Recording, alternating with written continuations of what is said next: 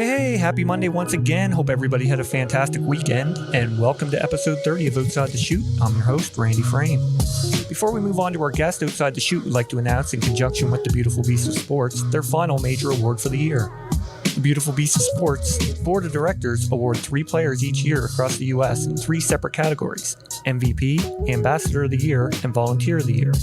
They do so to encourage their youth to excel in being student athletes on and off the field. This year's winner of the MVP goes to Shayna Glass of Rancho Santa Margarita, California. Shayna was selected in part due to her selfless organizing of fitness workouts during the height of the pandemic stay-at-home order for softball players and their siblings across the U.S., as well as her continued motivation that she provides to others. Fantastic job, Shayna, and congrats from us here at Outside the Chute. Now on to our guest, and we're heading over to Portugal's Cove, Newfoundland, as we sat down and chatted with Hall of Famer Colin Abbott. Abby was one of the most feared hitters to ever play the game. His list of accomplishments are numerous, as he's been named to 10 ISC All World teams, 3 ISC Tournament MVPs, 3 ISC World Titles, 4 Canadian Senior Men's titles, as well as 2 Pan Am Games gold medals, just to name a few. We talked to Colin about getting a start in the game over in Portugal's Cove, his 1989 appearance at the Canada Games in Saskatoon, his time in Green Bay playing for the All Car Roadrunners, and much more. Abby was a pleasure to chat with and one of the true good guys in the game. I'm sure everyone's going to love hearing the stories. So as usual, grab that drink, sit back, relax, because here we go. I got the world in my palm, lights, camera, action, it's on. I can't describe what I'm feeling, ain't never felt this freedom. I got the world in my palm, lights, camera, action, it's on. Ain't never felt this freedom. Could you say that anything goes, anything goes, anything goes, anything goes, anything goes, anything goes.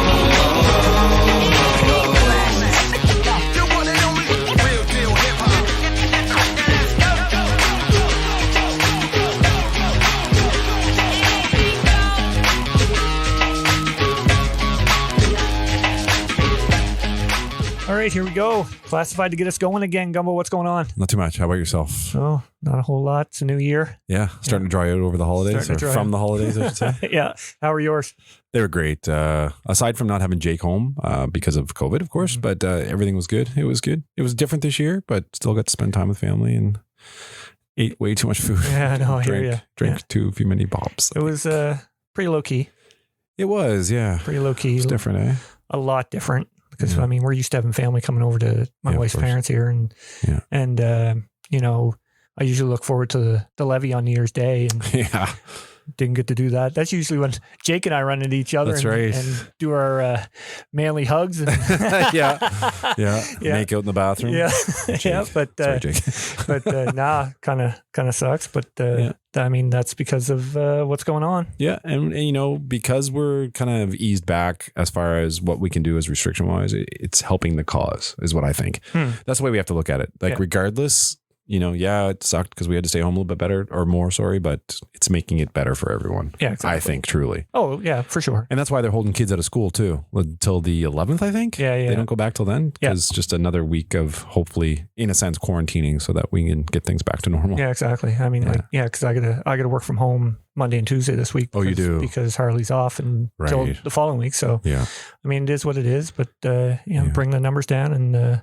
We have to. Like we were just saying a second ago, like Ontario had 3,000 one day this week or last week, sorry. And Quebec today had 2,800 cases. Like, that's savage. You know, as we said earlier, it scares me to think that we may not have nationals again this summer because of this. Yeah. So fingers crossed that everybody maintains and washes their hands. Yeah, exactly. Wears their mask and does their thing. Oh, I should tell you. So I was at the drugstore the other day picking up an eye prescription or whatever. We'll call it an eye prescription. And some man was sitting beside me and he didn't have a fucking, excuse my language, a fucking mask on. What? It kind of freaked me out. But then I thought, it's not for me to say anything to him because obviously the pharmacists were all looking at him. He must have had a condition where he couldn't wear a mask. Right. But it was freaky. Just, a year ago we were sitting together with no mask on. Exactly. Last week I was sitting there and he didn't have one on. I was like, what's this guy? The cooties. I got to get the hell out of here. That's right. And you know what's funny? I was watching, I think it was while the Canada game was on last night. And I think they were showing a flashback and like everybody, everybody's jumping around and excited. And everything's right close. And I'm like, feels so long ago that, we were allowed to be at sporting events and just so close. Yeah. It's very strange. Yeah. I miss it too. Yeah. But, hopefully we get on the right track and absolutely nationals could be a thing. Yeah. Fingers crossed. We want that to happen. And they're over in St. John's and over in Newfoundland. We're bringing the show over. That's right. We got a big guest from Newfoundland. Yeah. Larger than life legend of the game, Colin Abbott. Yeah. I was very lucky to get to play against him a little bit and actually watch him quite a bit. He was pretty amazing. Yeah. I'm so glad he was one of the Noofs that I didn't have to pitch to. Oh, he would have murdered you. I know. Yeah. We could have talked the whole show about that. He would have absolutely annihilated you. Yeah. But be interested to see what... Yeah, exactly. But interested to see what he's going to say, and I can't wait for it. I'm looking forward to it. Yeah. A lot of people talk very highly about him. Obviously, he's highly touted and as one of the best, but also a really good person. Well, he's been our most requested guest on here. So, I mean, for us to get him on, it's going to be huge for the podcast. I hope he speaks good English like those Newfies do. Yeah. Let's see if he has the story stamina that Peaches had last week. Oh, God. I got to work in the morning. Anyway, let's get to Abby. All right. Here we go. Abby, thanks for coming on the podcast. Hey, no problem. I've been, been following it a little bit, and you guys got a good thing going there. Right on. Thanks a lot. How are the holidays over in Newfoundland? Good. I mean, we haven't been, too bad with the whole COVID situation. We've been doing pretty good. I guess the one time being an island onto our here is a good thing.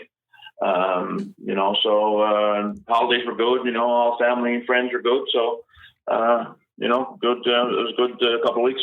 Yeah, no big shindigs over there like there usually is over the holidays, what?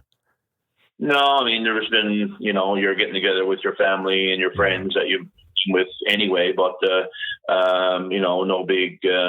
no big New Year's Eve parties or that type of thing. I think most Newfoundlanders, we all been pretty good with the whole COVID regulation and whatnot, right? So, and I think, looking at the rest of the country, I think we're pretty lucky to be where we are right now.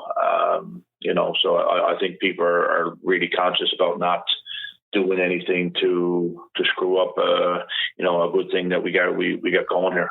Yeah, I wish more provinces would follow, our lead, Atlantic Canada's lead at least, because I know Ontario and Quebec are not doing so well right at the moment. Yeah, and I mean, there's, they got a lot more people than we do as well. Yeah. There's other things in play, obviously, but, I think Atlantic Canada have been doing pretty good, save for, a couple of outbreaks here or there, but, it's a flu virus. It's going to get around, and if we can minimize it as much as possible, then we're helping ourselves, we're helping everybody, and it's I guess with the vaccines coming out now and those type of things, hopefully within the next 6 or 8 months, I suppose. I don't know the exact timelines, but we can get something in place, and these things can be effective and everything. We can get back to whatever normal is going to be. Yeah, that's right. I guess. Yeah, nationals. Exactly. Yeah, we want to get over there for nationals this summer. Yeah. Yes. There's we've had it's just been too long now. I mean, we had Snowmageddon here, January of last year, and that led us into COVID pretty much, and it was a long winter certainly, and then with the lockdowns and stuff over the summer. So we're looking forward to it. I'm sure everybody's looking forward to being able to travel and be able to, get back to doing the things that we like to do. And obviously fast pitch softball is a big thing. And to not have the nationals here last year hurt. And hopefully we can, put something together, this coming August to put off a national, to have it canceled 2 years in a row would be, that'd be tough, yeah, for sure. Now, before we get into your career, what have you been doing with your time since stepping away from the game? Well, I mean, I've been playing a lot of golf personally. Oh, nice. So I never got to do as much when I was playing ball, to travel and the busy schedule. Mm-hmm. My two boys are, I gave up playing ball to travel ball in 2009, and I played ball here in St. John's until 2012. So, my two boys are baseball players. So I've been doing some coaching there, trying to learn that game a little bit. There's a lot of similarities to it, but there's a lot more moving parts in a baseball game than it is in a fast pitch game. Mm-hmm. So I've been trying to help out that way. And my two boys played baseball. Their buddies started playing when they were young, and the baseball here in St. John's has got a good, and the minor system has got a good thing going. So, I'm now keeping busy working with IG Wealth Management, except for me personally, it's more playing a bit of rec hockey, playing a bit of golf in the summer, and doing a bit of coaching with the boys. That's good. Right on. That's good. So is the baseball numbers and softball numbers over there relatively the same, or not? No, the baseball numbers are, to my knowledge anyway, the baseball numbers are far more than the softball numbers, unfortunately. Oh, wow. Okay. Unfortunately, it's good for baseball, I guess, but it's not. There are some good minor programs for softball here. Ryan Boland has got the Avalanche Mentals. I did a session with them a couple of Sunday nights ago, and he's got a good thing going there for sure. There's some good boys and girls there that I saw there that night. Some good pitchers, swing the bat pretty good as well. So there are some good things. That the issue with softball versus baseball in St. John's is that the minor system in baseball kind of St. John's minor baseball took over, and got the numbers where they are today. They're turning kids away from house league because you just don't have the numbers to play, and they don't have enough ballparks to incorporate all the numbers that they have, which is great for baseball. Yeah, for sure. But fast pitches in Newfoundland, and it seems to be this way across the country that I'm aware of, is kind of a regionalized type of thing. There's pockets everywhere. When I was growing up, Portugal, Cove, where I'm living, where I grew up and still live, had a good fast pitch program. And the communities outside St. John's and like Placentia and these areas where Exception Bay Central, where the Placentia area, Freshwater, where Malali grew up, and where the Ezegals are from, and Sean Clary, and in Exception Bay Central, these pockets are doing okay even now. It's just that there's no, St. John's, I think, has to get a centralized place where people can sign up each summer and say, okay, I'm a bantam age kid. I know when my games are. I know when my practices are. I know when I play. Summers are short in Newfoundland at the best of times. So, parents want to plan out their summer as best they can. And I think that's, if fast pitch can do that, I think that'll be, the numbers would certainly jump, hopefully similar to baseball. But right now that baseball kind of got I think baseball might be taking some numbers even away from soccer in the last number of years. Yeah. Wow. That says something there. Well, hopefully. I know it's growing here tremendously too. Yeah. Well, hopefully, with Boley doing his thing there, that only betters the game over there, and hopefully, they get more people signed up for it. Mm-hmm. And with the success that Newfoundland fast pitch has had over the last, 10, 15, 20 years, we're trying to, I guess, make sure that the game keeps going, and kids can see the fact that, hey, you play fast pitch softball in Newfoundland, you can still make it on the national stage and international stage, play with Team Canada, and do the things that, myself and, Jason Hill and the Bolands and the Ezegals and Clary, and do all the things, Malali, do all these names that are in fast pitch softball. And it's good to see that Ryan, took up doing his own program. Yeah. I think that's probably where the future lies, is getting individual, past ball players basically involved in these, I guess you'd call them private softball programs, I guess. Yeah, right. Yeah, that's right. So, anyway, on to yours. Tell us when and where you got your start in the game. As I said, I grew up in Portugal, Cove. I still live here. my two brothers and sister, all older than I am, were fast pitch players. So I grew up in that world. I grew up going to Lions Park in St. John's when I was a kid, and watched my two brothers play a 1-0 21 inning game on a Tuesday night. The league back then, as it is now, was very strong. So, I mean, any given Tuesday night, 15, 18 innings was pretty common back then. 1-2-1 game. So you kind of get indoctrinated into the sport at a young age. My sister was a very good fast pitch player in her right. She probably would have got some national team looks if it just wasn't the thing back when she was 19, 20 to for people to come to Newfoundland and see how good the ball players were. That's right. Yeah. Now I talked to your nephew Chris there, and he told me that Valerie was the most feared hitter in the family. Is that right? I think if she had had the same opportunity that I had, or she got hurt when she hurt her back when she was younger, so that certainly didn't help. Oh, okay. But I think if we did any type of training, she could have been I fully believe. Hindsight's a wonderful thing, I guess, but I fully believe that she would have been a national team prospect for sure. Wow. The timing is just, she's 10 years older than I am, so it wasn't really, I guess. A few of the male fast pitch players before my time got a look in with team and a few things like that, but it just wasn't the thing. Most of the Team Canada players back then came from Ontario. That's right. BC.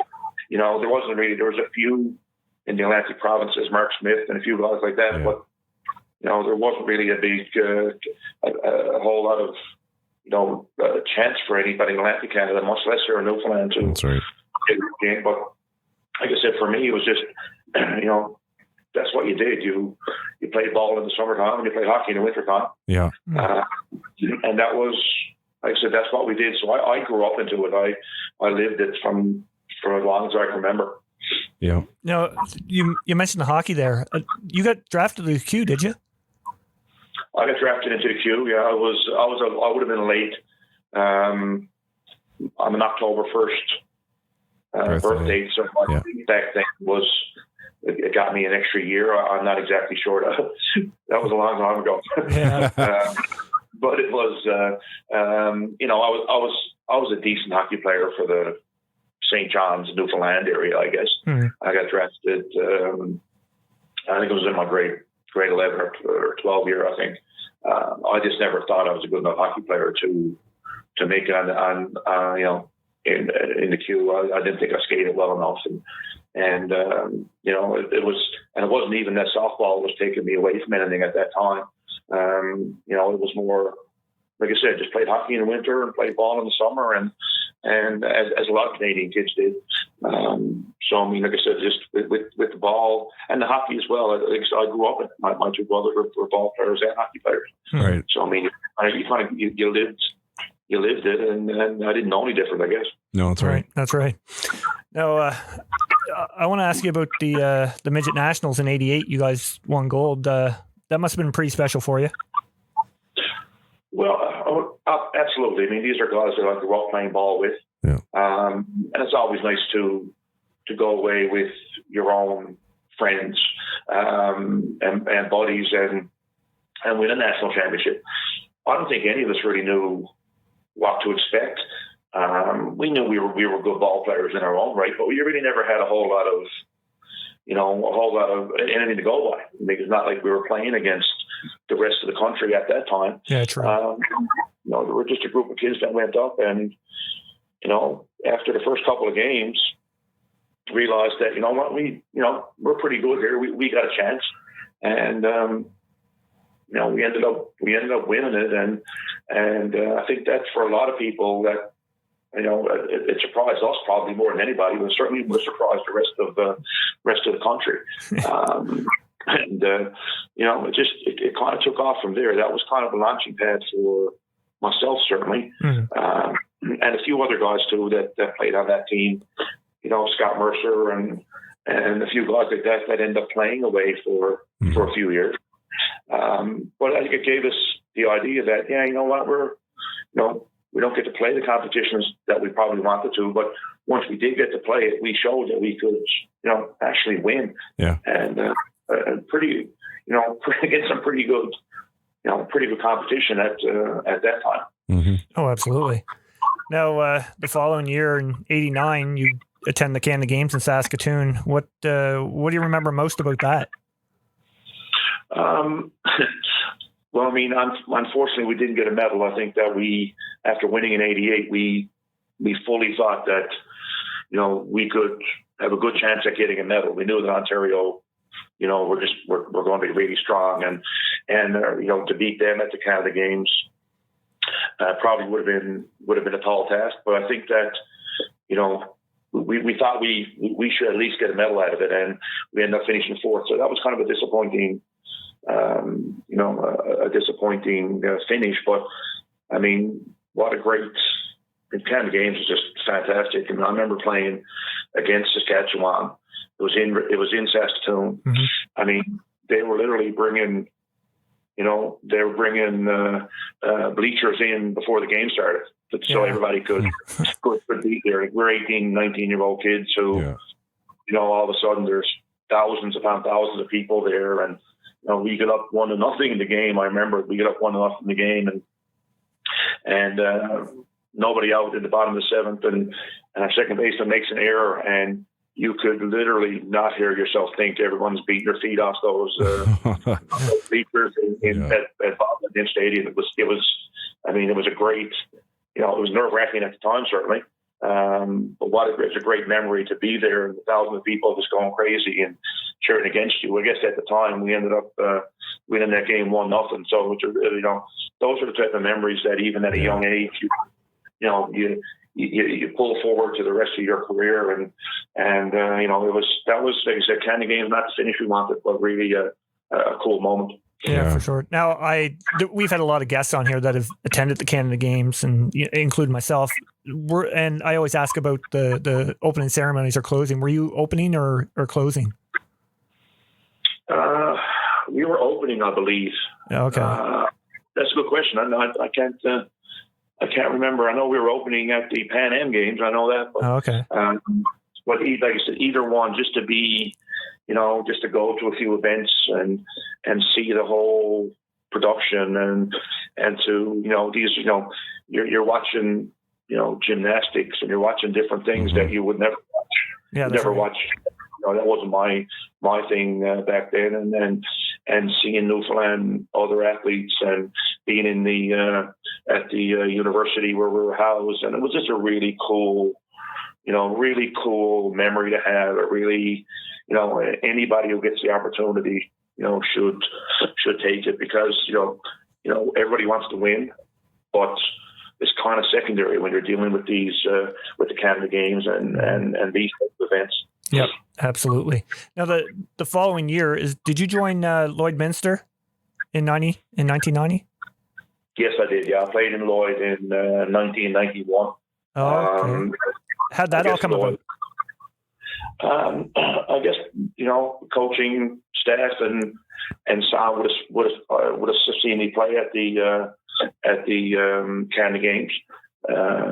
So just once again, I didn't know until the Midget Nationals. I didn't know anything outside of softball in Newfoundland or Atlantic Canada. Right. Yeah. I didn't know what the ISC was. I didn't know anything about it. I mean, so go to Lloyd, and all of a sudden, Lloyd, their program was, from a junior program point of view, the top notch. It was as good a program as you could possibly get. We traveled.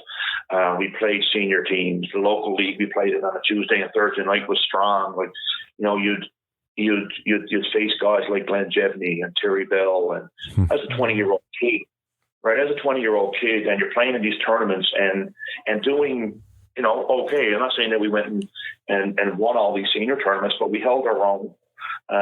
We're going to places like Salt Lake City and playing at Pioneer Days and doing, all these things that, coming from Newfoundland, you have no idea. Right. You just you don't even have a concept about any of this stuff.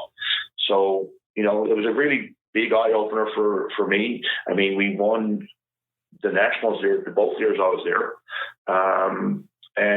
But I mean, what a great exposure to get out and, get on a bus on a Friday and you're facing the top level senior teams on Friday, Saturday and Sunday. Yeah.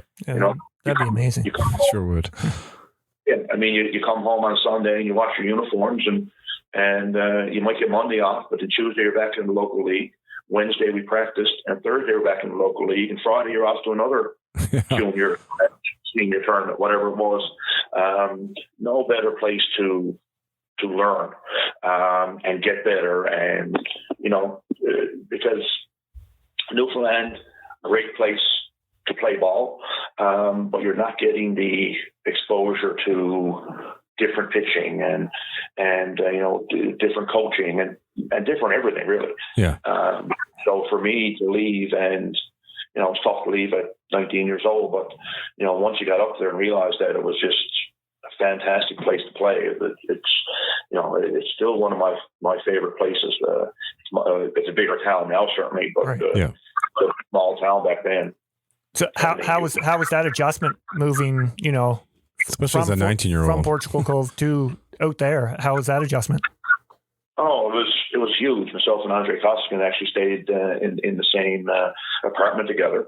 I mean, my mother did everything for me when I was home. Yeah. My clothes did it all, and all of a sudden, then you're now you got to do everything on your own. But I mean, it was good. It was good for me to do that, to learn, get out on my own and do the things and have a job and, manage money and do all the things that you need to do in life. Yeah. But like I said, the ball aspect of it was incredible. Like it's crazy like that. And Lloyd was great because you're right on the border of Alberta and Saskatchewan, and then, I think the bars in Alberta would close at 1. And you walk across the street and go to the bars in Saskatoon and close till 2. That's all right. Yeah. You're a 19-year-old kid. That's not bad. That's a pretty good thing. No. I would have been in my glory there. Wow. Yeah. It was like I said, and not the same, not this as big a town back then, small town. Right. Yeah. People were great. Just a small town Canada type of feel to it. You weren't in Toronto, you weren't in, Montreal, you weren't in the bigger towns, and that's I wasn't used to that anyway. I'm used to a small town. That's right. Mm-hmm. And but from, like I said, from a ball point of view, it was fantastic. Yeah. So is this where you got noticed by Green Bay? Well, I mean, I played with Andy Jackson, and in my second year there, and I had been talking to Camrose, Alberta. Camrose had a good senior team and a good senior program at that time. I was kind of leaning to go there. I mean, I was used to Alberta and had played against Camrose certainly over the couple of years I was there, and was kind of looking to go there. And then Andy called me and said that Green Bay, Wisconsin, were looking for, a hitter, an outfielder. I was still pitching at that time. Not that much, but I was still pitching at that time. So like a third pitcher, but more so to hit and play the field. And, once again, you're leaving Canada. You're going to Green Bay. I mean, I knew the Green Bay Packers. Other than that, I didn't know. Yeah, exactly. I didn't know anything about the ISC. I didn't know anything about anything. I mean, like I said, you hear about the ISC because you might be playing against a team, and they had done well at the ISC the year before, or whatever the case is, but had no real idea about it. And when Andy, I guess, put a word in for me, then we both ended up going down there, and like I said, I was down there for 92 right up in 2009 in Wisconsin. Yeah, that's awesome. So, what do you remember most about that first ISC tournament? The first ISC tournament, we went 0-2. We get down there and we got to face Robbie Schuller in our first game against Clearwater. So good luck. We were a younger team, had some younger guys, but also had some younger but some veteran guys who were decent ball players. We weren't as strong a team back then. So you get the draw. You got to play Clearwater with Schuller and Jody Henniger and Boomer Brush, and they I don't know, 7 or 8 or 10 or nothing, whatever it ended up, it wasn't close. So then we got to find out we got to play Salt Lake City in our first game in the loser bracket. Oh wow! Why did they lose? Yeah, I mean they played Aurora, who had a decent team, but I think Salt Lake City was probably favored, and they lose. So now we got to play Salt Lake, who's got Peter Meredith at the time. Mike Roberts started against us. And I actually, fortunate enough, hit my first home run against Mike Roberts. Nice. In that game, which was pretty cool.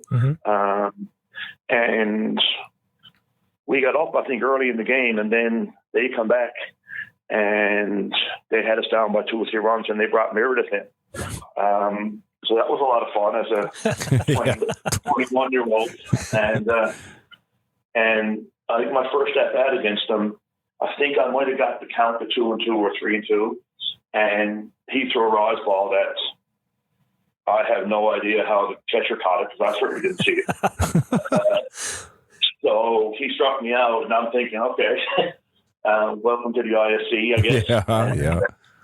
But once again, that's 21 years old at the time, and I mean we didn't do very well, obviously, but to watch, just to sit around and watch Darren Zach pitch in that tournament and Meredith throw, and I believe Meredith and Zach had a 12 or 13 inning game, I think, that year. So to sit behind home plate and watch these guys, pitch and watch the hitters at the time, and you really had no idea how good you could become, but you certainly wanted to have that opportunity. Yeah. And I mean, going down there was the best thing ever happened to me. I'm playing on an okay team, but we're not that strong. I'm hitting third in the lineup.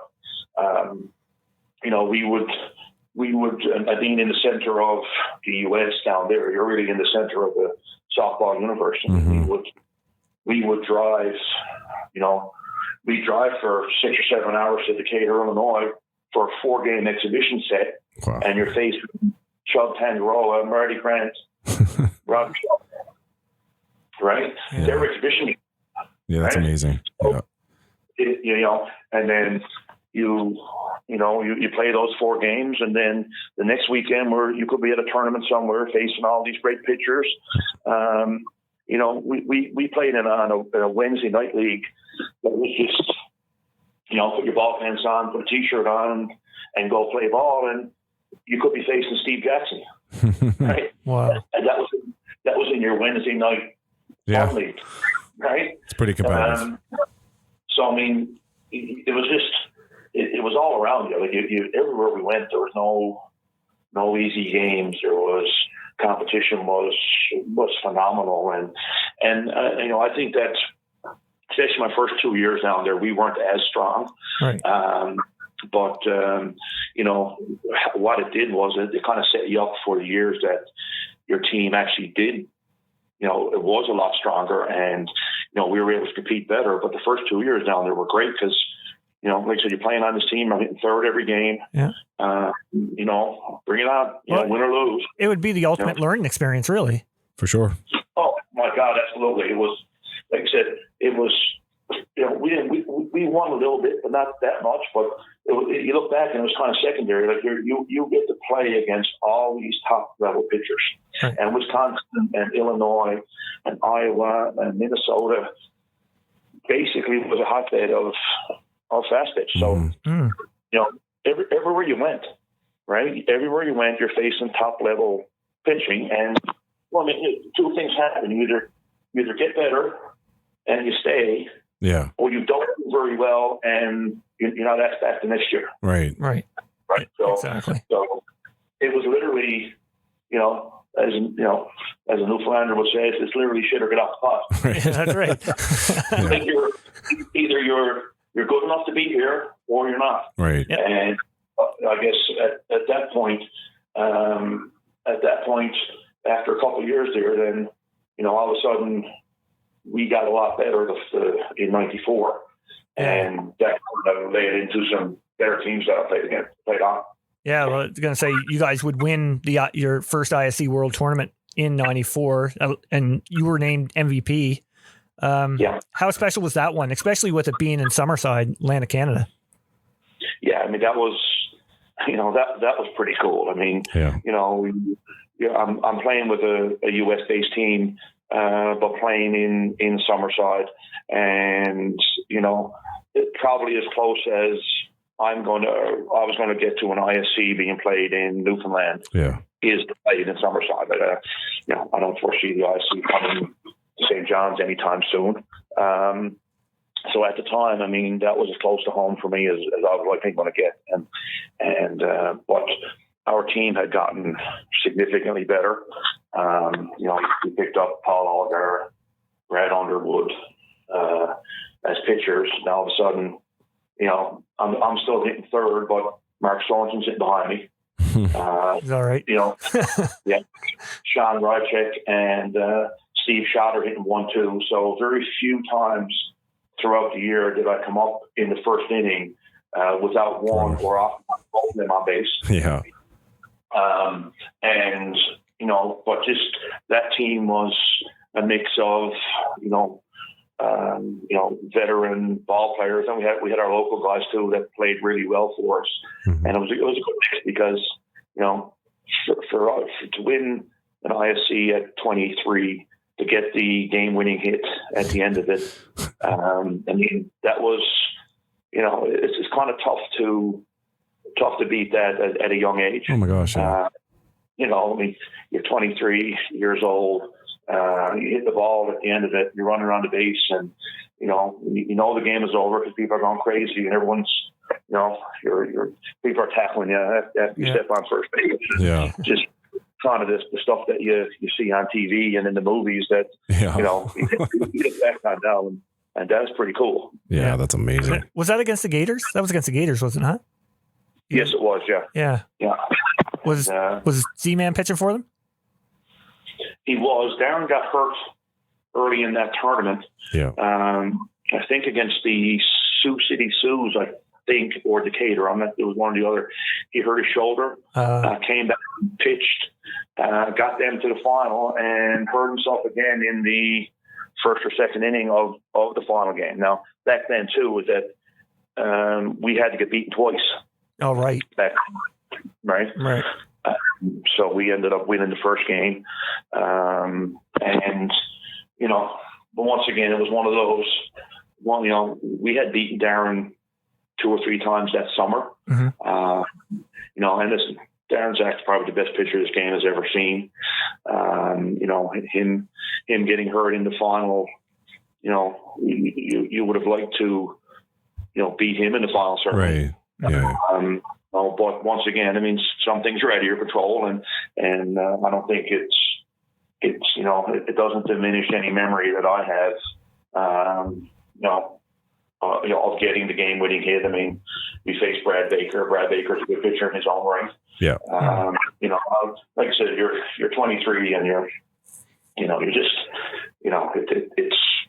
it has to be one of the best memories I'll certainly have. When it comes to the on-field side of our sport, to be able to get a game winning the ISC final, it's pretty cool. There's no other way to. It's incredible. No other way. Yeah, absolutely Incredible. I don't think you would remember, but I played in that ISC actually. Oh, did you? I played with Windsor Legion. We went 0-2 barbecue, but it was fun. It was a fun experience. I remember watching a lot of games.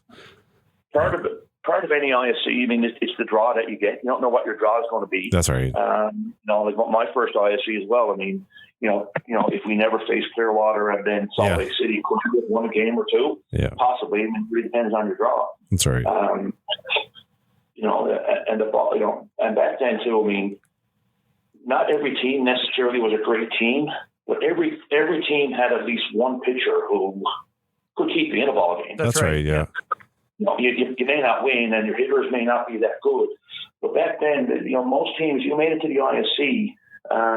You had at least one guy who could hold you in a game. You may or may not win, but you weren't getting beat. Well, that's right. Nothing either, right? So that's right. I still enjoyed it. Yeah. Now I want to jump to Team Canada here for a bit. How special was it to put on that Team Canada uniform for you? Oh, anytime you play for your country, it's awesome. I played at the World Juniors in Summerside in '89. So I mean, got a taste of it at a young age, certainly. We finished second in that tournament, and you're playing against the best ball players of your age group in the world. Yeah.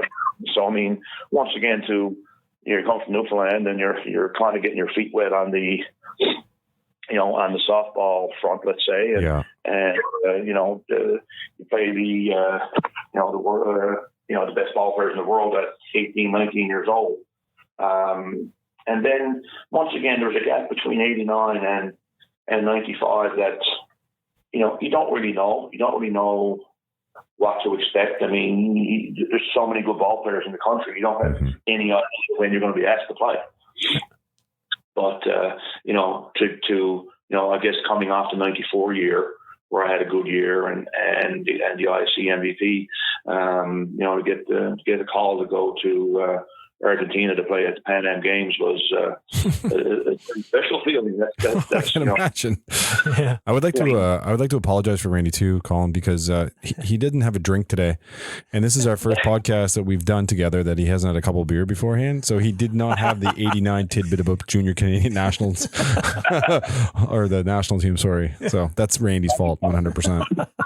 Well, I'm pretty old now, fellas, too, right? That when I was 19, that's a long time ago. So, but no, I mean, like I said, getting on the senior national team front for sure, getting the call to play at the Pan Ams with the best ball players in your country and against the best ball players at the Pan Ams in North and South America. Yeah. And then to go in and we win the gold medal there. Yeah. Lots of memories from that one in Argentina. And then we go to Midland in '96, and I go from being more of a part-time player. '95 my first year on the team, so I wasn't stepping in and taking anybody's spot in '95. Right. Then in '96, all of a sudden I'm playing for Team Canada, and I'm hitting third in the lineup, and wow. Being counted on as being, someone who's going to hopefully produce to help you win. Yeah. So, you kind of get thrown in at a younger age. It was 25, 26 is not young, I guess, but, it's, to be able to play for Canada is, it's hard to describe because you're going to an opening ceremonies at the Pan Am Games and, just jumping ahead from that point of view in '99 when we went to the opening ceremony at the Pan Ams in Winnipeg, and it's just phenomenal. It's crazy. That's I think sometimes you play for Team Canada for so long, you take some things for granted, but looking back on it now, the memories that you have, of playing with Team Canada and the experiences and traveling the world and. It's hard to describe really because I think sometimes I played there from at senior level from '95 to 2009 off and on, but over 14 years I guess you take some things for granted, but looking back on it now it was just phenomenal. Never. Yeah, I went to bring up the '99 Pan Am Games in Winnipeg. I figured I'm going to start a social media firestorm here with this question. Was Pricey out or safe in the seventh? Do you want the real answer or the answer? Yeah. I watched the game there. I went back and watched it there the other day, and I was like, he might have been out there. Yeah, luckily for us, the umpires never had the headphones up to baseball, because it might have been a different call. But listen, those are the things that in the game, in any game, happen. And sometimes you get the breaks, sometimes you don't. That's right. And that was, yes, I mean, that was a break. We hadn't had as many breaks going into that one.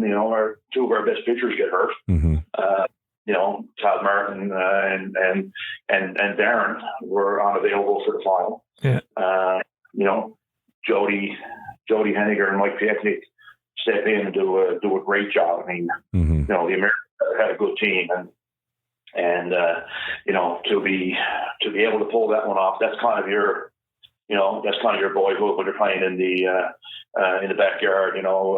Bases loaded, game tied, bottom of the seventh, 3-2 count. It was kind of one of those moments, and when Michael White tipped that ball at the end of it there. Oh, right.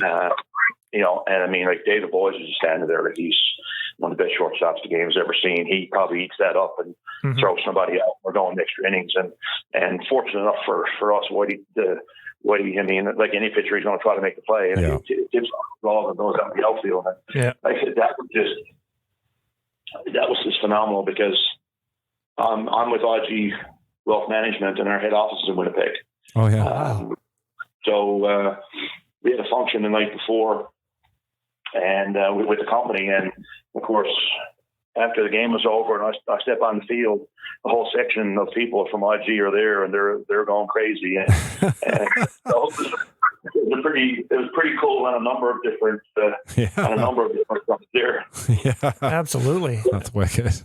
That place went nuts though when that went to the outfield and you guys scored like that. Place erupted. Yeah. Well, see, we were last. I think we were the last game of the whole tournament. I think everything else had flew up by us, to my knowledge. Okay. I think because we hadn't got much exposure on TSN or CBC or whoever was covering Right. That's right. the pageant. We didn't get a whole lot, the men or the women. And we were on national TV, because I think, now I could be wrong on this, boys, but I think that we were the last game. Wow. Yeah. I think we were one of the last games. The women played after us, I believe. Yeah. Okay. So most other sports are clued up. Right. And so I mean, we got some TV time, and like I said, I was fortunate enough to hit a home run in that game. Yeah. And I had the ball in my trophy case actually downstairs. Oh, get out! That's awesome. A little younger kid come over, and you stole it from him. he handed me the ball, and I was going to sign it and get it back to him. He said, "No, you take it." Nice. You hit it, and you deserve it, type of thing. So, geez, that's awesome. but that was, like I said, that was such a cool experience as well. Like, if you're playing with Team Canada, you're in Canada. Yeah. And to win a gold medal, and to win it the way we did, is another one of those memories that you just, you as a kid growing up, you have no concept or no idea that you could be put in the situation to have those types of memories, right? So that's right.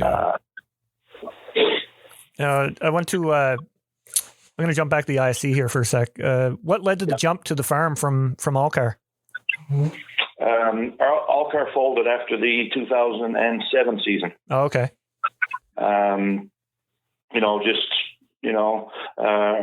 Our sponsor, Les Siegel was his name.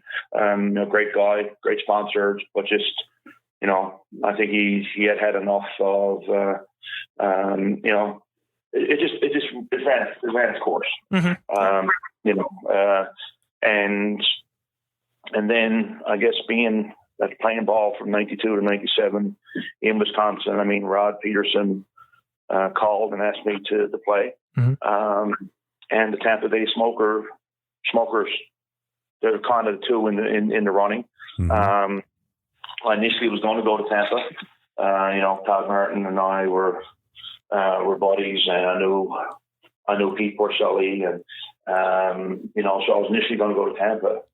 But I just think that ultimately the lure playing for the farm tavern. I think that was, it was the right move for me at the time to go to the farm with Rod. Right. He's just, anybody who you talk to who plays for the farm and, who knew Rod and got a chance to play for him, that's a special place to play. Yeah. And for me to be able to go there and spend 11 years there was, like I said, Rod was a pretty simple, pretty simple man, pretty simple farm boy, did quite well for himself.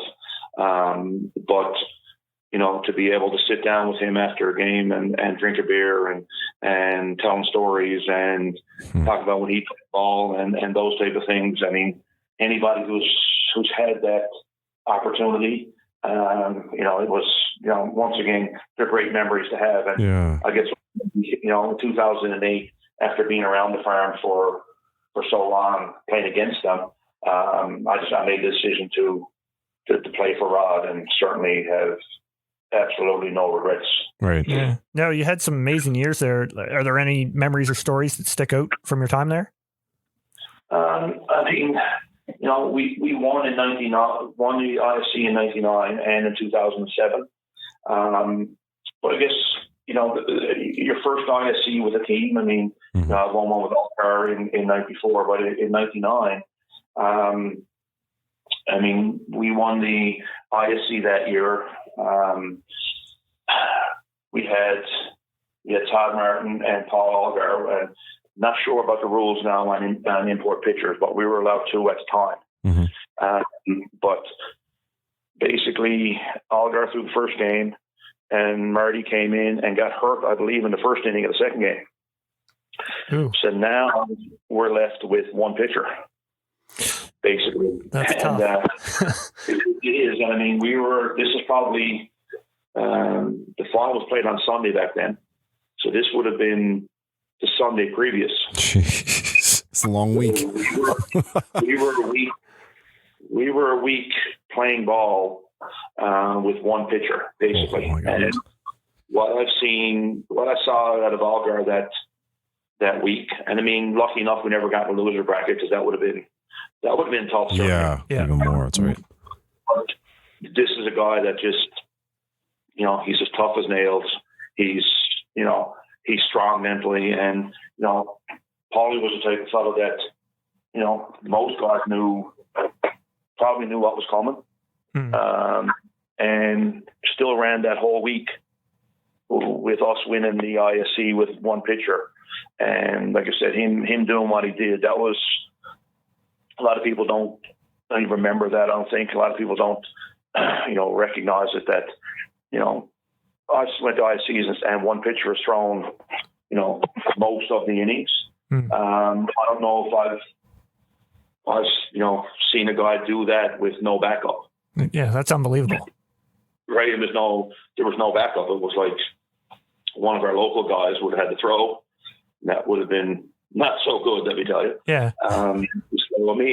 Like I said, it was one of those things that, looking back at it, to win my first ISC with the farm, and to, like I said, see what he did for that whole week was, to me, it might not be recognized as one of the greater pitching performances, but like I said, after living it for that week, it was one of the things that I'll look back on and go, that was, to watch him do that for a week, pretty cool. Amazing. Yeah. Yeah, that definitely should go down as one of the best pitching performances. Like, that's For unreal. sure. Yeah. Like I said, and with no backup, it was Paul and more Paul. So those are the Colin Abbott was not the third pitcher anymore days.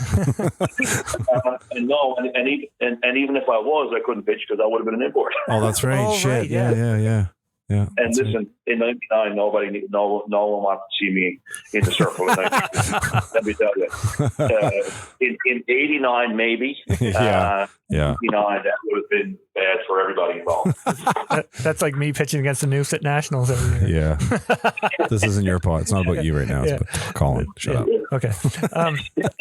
Anyway, speaking about the I want to talk about your play at the Canadian Nationals over the years. I know you won with the Jags in 98 and 2012 with Newfoundland and Fredericton. Where were the other two?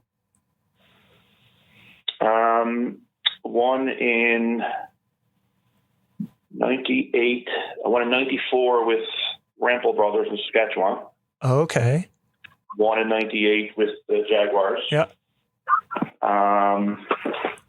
You know what? I played against you in 94 in the gold medal game in Saskatoon with the Keiths. Yes. Yeah. Yes, because Smitty was pitching for you guys. That's then, right. Yeah. I was a skinny shortstop behind Smitty. That's right. Yeah. And he threw really well that whole week. He did. Yeah. We had a great week that week. That was, because Z-Man was hurt after the ISCs that week. So Toronto was without him. Yeah. Yeah. And right. we had Underwood and Scheller. Yeah. Not too shabby. No, that's pretty good. Yeah. Underwood and Scheller, and we had the Geringer brothers. That's right. Yeah. We were a pretty good team. Really good. Terry Wallen and guys. I mean, they're just good.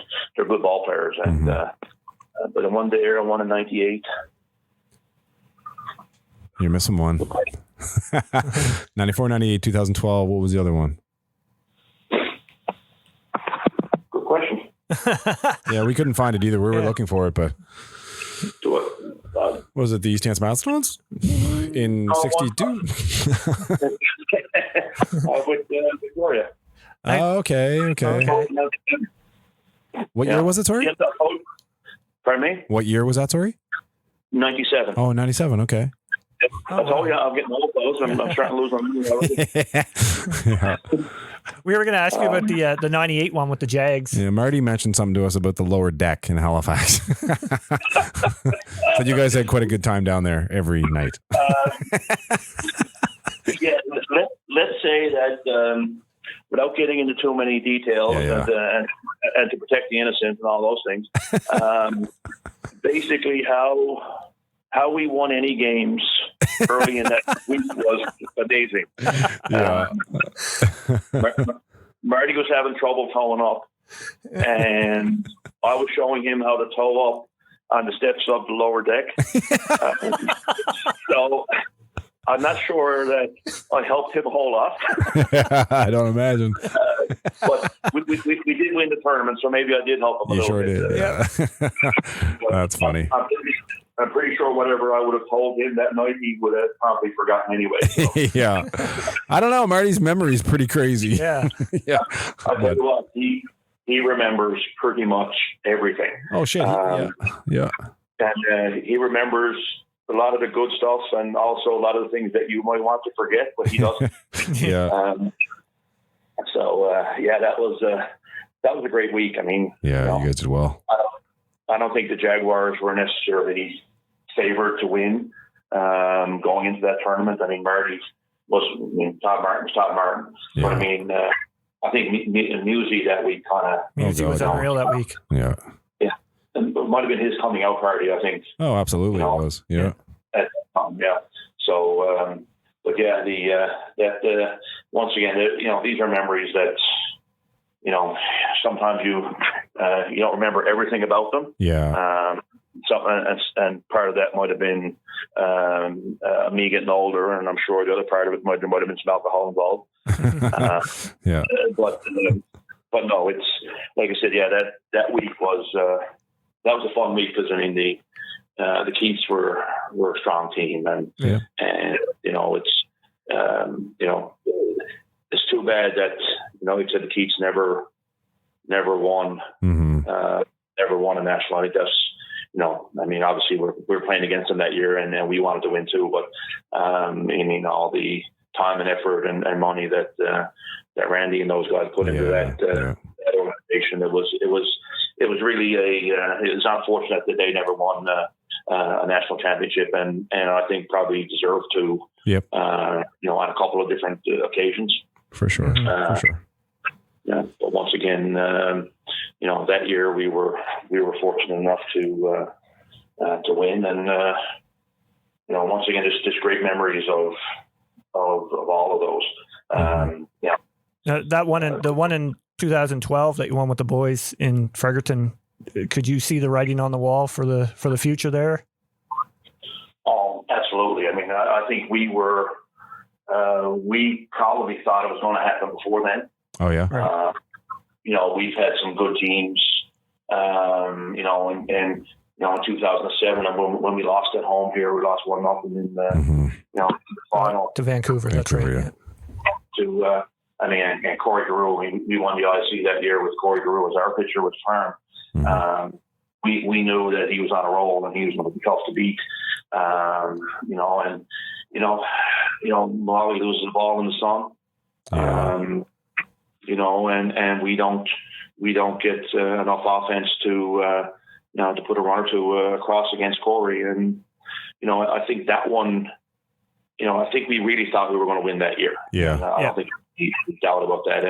And then it kind of didn't go our way then for the next, 4 or 5 years. Mm-hmm.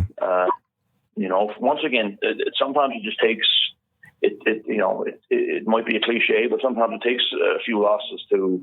Yep. Oh, 100%. 100%. To help you develop. I mean, you're not going to win all the time. I think we thought we were going to win before 2012, certainly, but I think those losses kind of, the other thing it did, it kind of galvanized us as a group of ball players. Yep. That once we knew that once we got the first one, that we're probably going to run off quite a number of them. So I think when I call them kids, I mean, the Boldens and Ezekals and Cleary and Jason Hill and all these guys, they're kids to me certainly, but these guys really, these guys could have went and played for other provinces. Yep. Or because they had long seasons on the ISC circuit, they might have said, you know what, screw it, I'm not going to bother to play the Canadians this year. But I mean, I think the losing early on kind of made us that much more hungry, so that when we did win, these guys were pretty adamant about still playing for Newfoundland and I mean, to do what they did. They got 6 out of 7? No, 7 out of 8. Yeah. 7 out of 8. I think you lost in the final of the other one. Who to? I'm not sure. Colin, you want to talk about that a bit? It might have been these next milestones, but we're not allowed to talk about it. Yeah. Okay, keep going. Yeah. I got you. Yeah. I love it. I love giving those one dig I have. That's all I got. And once again, my memory's now coming back. I do remember that. Yeah, sure.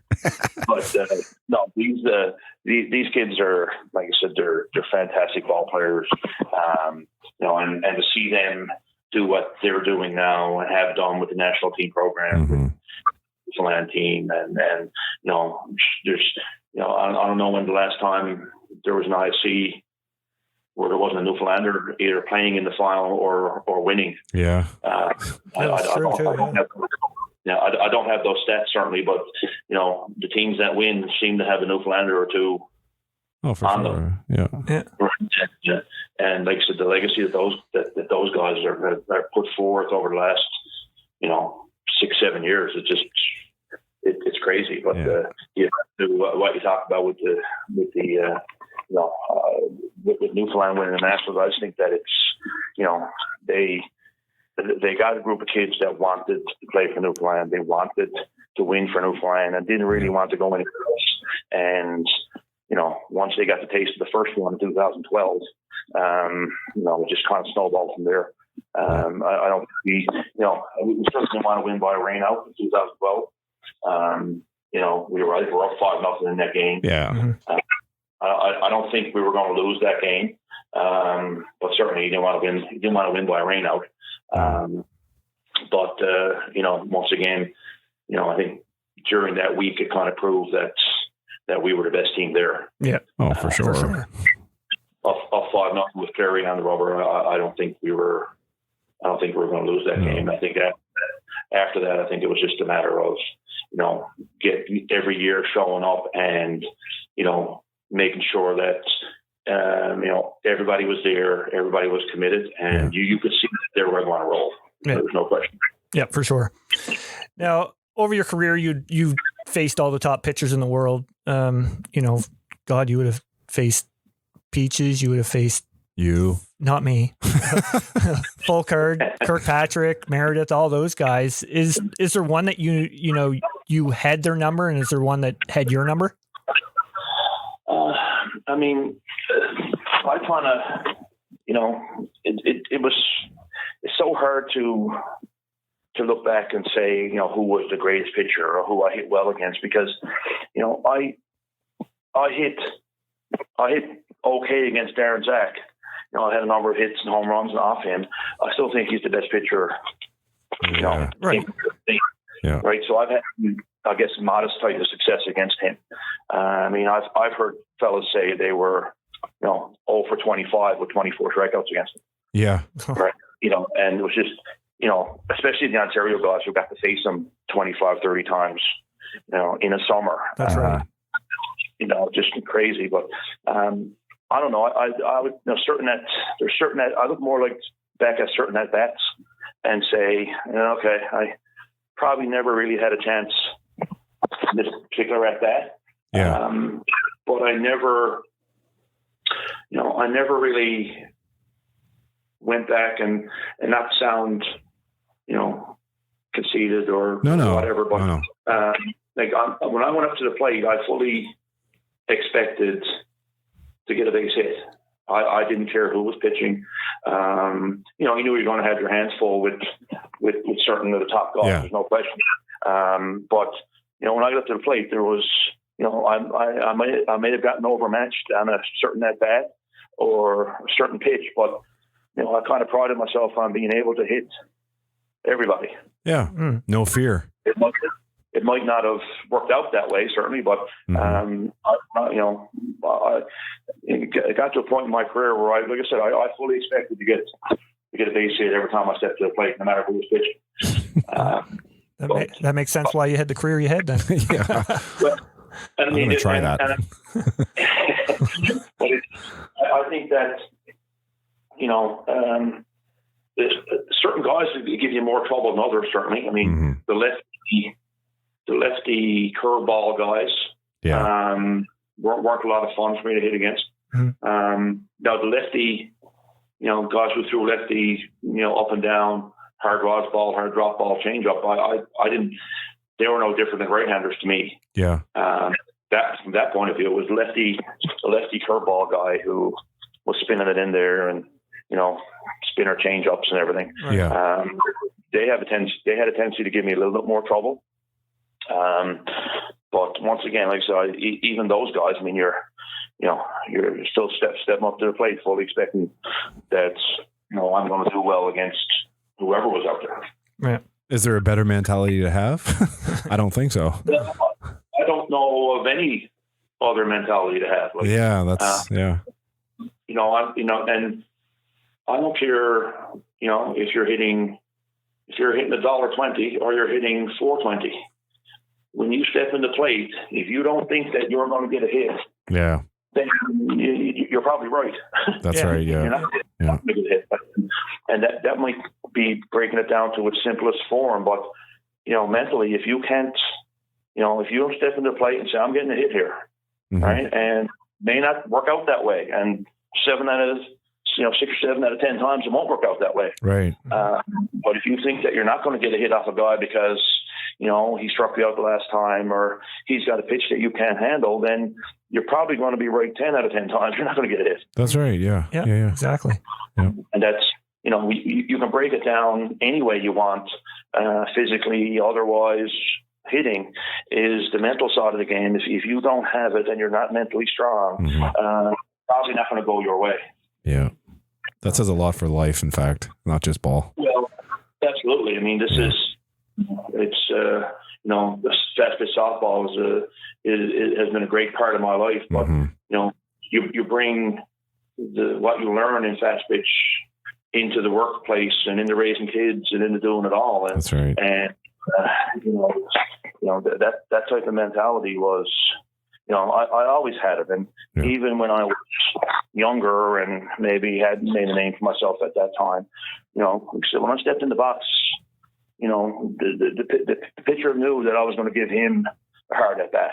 Right. And And I don't care if I was playing in a Wednesday night league in Denmark, Wisconsin, or I was playing at the ISC final. Right. I stepped in the box, and I was getting the hit. That's awesome. It didn't always work out that way, but that was, in my mind, that was something fun. Yeah. That's fantastic. I like that. Yeah, that's good to have. Randy, you should say, Randy, when you get to the mount, I'm going to strike him out. And did he say 7 times out of 10? 7 out of 10 times? You asked Aaron Zach and Todd Martin and Dean Holine and all these pitchers, these great pitchers. The reason why they were great was they were going to get you out. Yeah. And once again, they never got everybody out all the time, but in their minds, they're absolutely going to do that. That's right. Yeah. That's just, that's the attitude that you have to have. That's right. Oh, absolutely. Perfect. Now we're going to move on to the time in the podcast where we do the player association. I'm gonna throw out a name, and you can say as much or as little as you want about them. So, first one we're starting off with is Mark Sorensen. Mark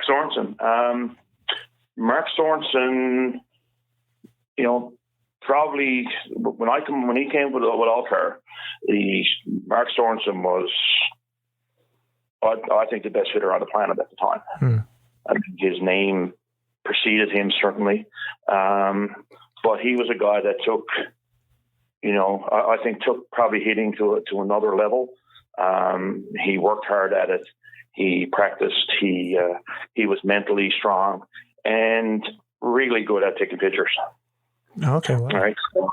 I think that once again, he certainly played before my time as well. Mm-hmm. But the kind of the mystique and the legend, I guess, of Mark Sorensen was, he was the best, in my mind, at that time, late 80s, early 90s, the best hitter in the game. Right on. Next one is Sean Rychek. Sean Rychek. Sean played with us in 94, and I hadn't really heard of him.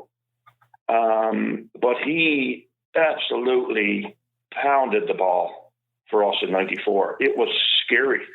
One of the best, like I said, for a number of years, one of the best all-around athletes. Can hit for power. He could bunt. He could drag bunt. He can hit for average. He could play first base. He could play the outfield. A guy who I never even heard of. But once again, for about 5 or 6 years, man, he was as good as anybody and could play on both ends of it. Could play offense. Yes. Wow, that's amazing. Next one is Robbie O'Brien. Robbie, a fellow Newfoundlander. For those who don't know, I'm sure most do, but Robbie O'Brien was a great athlete. Good hockey player when he was younger, certainly. And a guy that, him and Sean worked really, really hard to get where they got. I look at a guy like Robbie who may not have been the best pitcher. He may not have been the best hitter, but he got himself to a level where teams wanted him to play. Mm-hmm. And that's, in our sport, that's what you want. You want teams to want you to play for that team. Yep. And he worked like a dog at it. And, for him to get where he got in the game, as a pitcher, and once again, not necessarily the best pitcher, and as a hitter, and not necessarily the best hitter, but as a complete type of player, he was, for a number of years there, Robbie O'Brien was a great pickup for any team who he played for. Mm-hmm. Mm-hmm. That's right.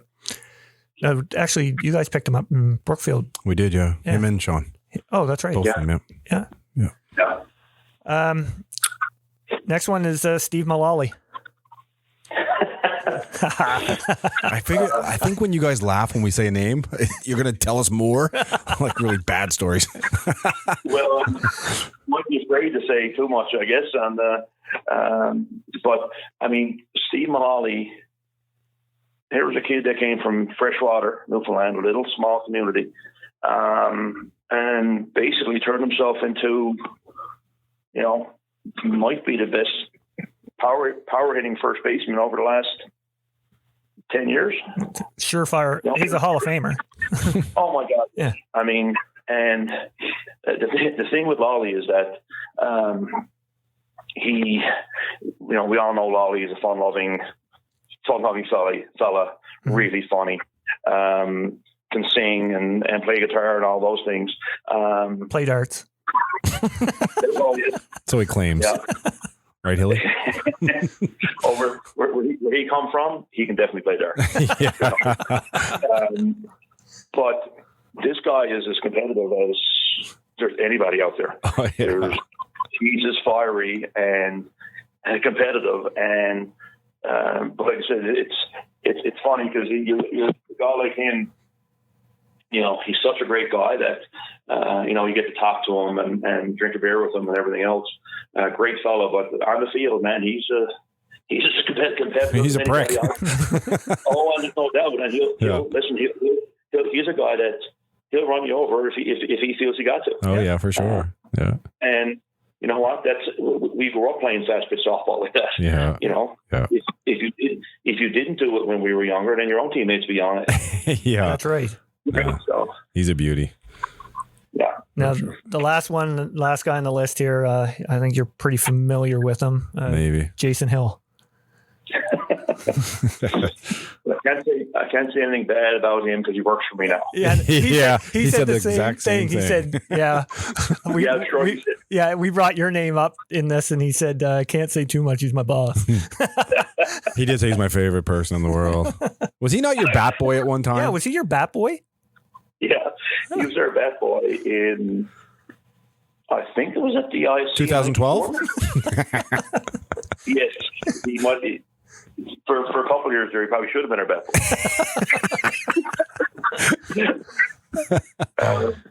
He was our bat boy, and like I played ball with Johnny, Jason's dad. Oh yeah. Which kind of dates me as to how old I'm getting. But yes, there you go. But once again, here's another kid that grew up. He grew up with it. Yeah, oh, yeah. He grew up with being in the dugout and grew up, swinging the bat at the end of the game when everybody else was done, and he's running around the field. Like just another guy who grew up, and it's kind of the same way I did. Yeah. You just, you grew up with it, and he turned himself into, a great hitter as well. Oh God. He might tell you he's a good pitcher, but I hit so many home runs off of him. I can't even remember. The next time you get him on, ask him about the time that he walked the three guys ahead of me to get to me. No, he didn't. What? Oh yeah. Oh. Make sure you ask about that next time you talk to him. Absolutely. 100%. He said, his father said, "Jason, you're the only pitcher in the world that walked the three guys ahead of Colin Abbott." And I ended up, I think it was the local league final down here. Might have been the last year I played, and I hit a grand slam off him after that. So it was kind of funny because he looked back on it, and he's working for me now. And that's, but I'll make sure that I bring it up every now and again. Oh yeah, give it gears. Yeah, you have to. Maybe every second meeting or so. Just now and again. Every now and again. Yeah. Beauty. Oh, that's awesome. Well, Abby, I got to thank you so much for coming on here. You've been by far our most requested guest to come on. So, sure. We got to thank you for coming on. You're a big part of the game, and not only in the country but in the world. And once again, thanks a lot. Well, thanks, guys. Thanks for having me. I hope I'm glad you never told me I was one of the most requested guys. That would put too much pressure on me. But no, I hope I had fun doing it. And listen, you guys are doing a great job with these podcasts, especially in COVID world now. And anytime we can get our voices out there and share some stories and have a few laughs and that type of thing, I think it's it's better. A good use of time now when, like I said, there was no ball played last year. Hopefully there's going to be something played this summer. Yeah. So these podcasts are a way, I guess, for people to, to listen and maybe, laugh a little bit and, hear some stories. And I think what you guys are doing is fantastic. Well, thanks, Awesome. Abby. Thanks Hopefully a lot. we can run into you on George Street and you can teach Randy how to tow up sometime in And August this summer. No problem. And with I was towing up with flip flops on that night with Todd Burton. So if Awesome. I'm downtown George Street and maybe we're hanging off of the Greensleeves deck, maybe There you I'll give you a few pointers. Very good. Sounds good, Abby. Take care, Abby. All right, guys. Okay. Thanks a lot. Cheers. Thanks, fellas. Okay. See Bye ya. now. That was awesome. Beauty. Oh man, Beauty. beauty. Yeah. So that's the original Abby. That is the original Well, Abby. no, actually, his older brothers and sister would be the original Abby. Yeah. No, his dad probably. I don't know how it There's works. a lot of Abbies. Anyway, that was fantastic. That was awesome. yeah, Like, yeah. lot to cover there. I mean, again, I have a lot on here that I really didn't get to because I mean he had such a huge career that Yeah, it's hard to cover it all. And, It is. and the time we have, but Do you agree with me when I say when we're doing our player association, you say a name and they say, yeah, oh, yeah, you They think start they're laughing. they're gonna say something more than Yeah. what they're saying, or they want to say something more. yeah. But I guess it is a PG rated show, Yeah. so they have to keep it. Well, that no, way. there's a Somewhat we got the PG E. We got the E on there, Okay, so I yeah. mean there is explicit. Yeah, But no, that was awesome. yeah. Anyway, Be proud to say that we just interviewed Colin Abbott. That's pretty exactly. fantastic for our podcast. That's episode number 30. Wow, man, we're getting up there. 30 episodes. Yeah. Unreal. All right. So I guess keep COVIDing, Keep COVIDing. keep washing your hands and wearing your mask and social distancing. And we thank you more and more every time we do this podcast because this is pretty much all we have. Yeah. And it's fun. And it is fun. Yeah. And we got new headsets and new microphones. So Oh yeah, thank you, Randy. Christmas. Merry Christmas. Santa. We got new headphones and everything. Sounds amazing. Yeah, that's good. So anyway, guys, till next week, we will see you later. All right. Take care, everyone. Classified. Ladies and gentlemen, boys and girls, we need to turn it up. Class, Bob, we take it up a little higher. So high, yeah. Now when I'm feeling down and out, I'm feeling out of commission. I call you up in a minute, you come on over, I hit it. I'm the one who said he's never gonna do it, but did it. Yeah, your love is addictive. Without the hugging and kissing, you got me breaking the bank, got me spending my dough. I love the way that you taste and leave your scent on my clothes. You take my breath away, choked up, literally. My body felt the pain those couple days when we broke up. You killing me. Yeah, my parents tried to pre-warn me, but now we higher than E40 and King Gordy. When I'm in the studio recording, it seems boring until you come around each morning and reward me. Losing my nerves when I was feeling them tight. Yeah, I'm falling in love, but kept me up every night. We've been together for years, I can't believe that it lasted. I love you till you're gone and you're nothing but ashes. You smoking, girl. Woo. Yeah.